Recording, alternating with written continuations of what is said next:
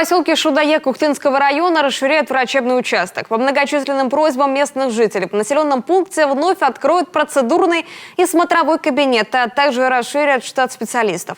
Подготовку дополнительных кабинетов уже начали. Подробности у Виктории Науменко.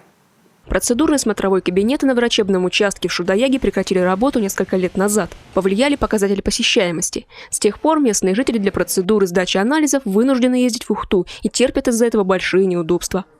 Пожилым людям, которые не могут, плохо ходят, нужно до поликлиники добраться или на 2 автобусах, или такси вызывают, потому что нету. У нас автобус идет по проспекту Ленина, а поликлиника вон где.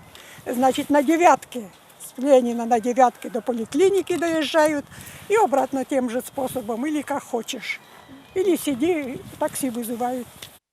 Кто не может, мы никакие процедуры нам не делают. Ну, вот хорошо, врач у нас хороший, вот она пришла домой ко мне, вот я после больницы, она там анализы,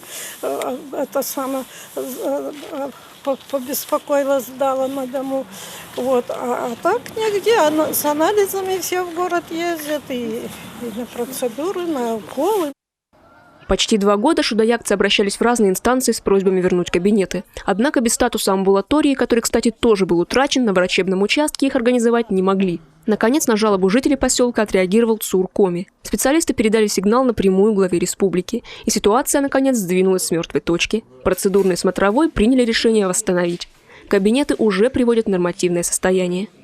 Подходящие кабинеты в амбулатории были, но нуждались в ремонте, и сегодня его, наконец, начали. На все работы отведено 4 недели. Совсем скоро у шудаягцев появятся долгожданные смотровой и процедурный кабинеты. Кабинетам предстоит косметический ремонт и получение разрешительной документации. Кроме того, на участке в дополнение к терапевту будет принимать еще один фельдшер. Жители поселка с нетерпением ждут возвращения прежних удобств, но настаивают еще и на возвращении статуса амбулатории.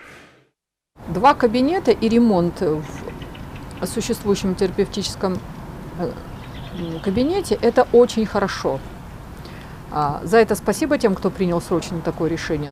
Шудаягцы будут довольны, и мы остановимся только тогда, когда у нас действительно будет возвращен нашему поселку справедливый статус, вернее, кабинету будет присвоен статус амбулатории по справедливости.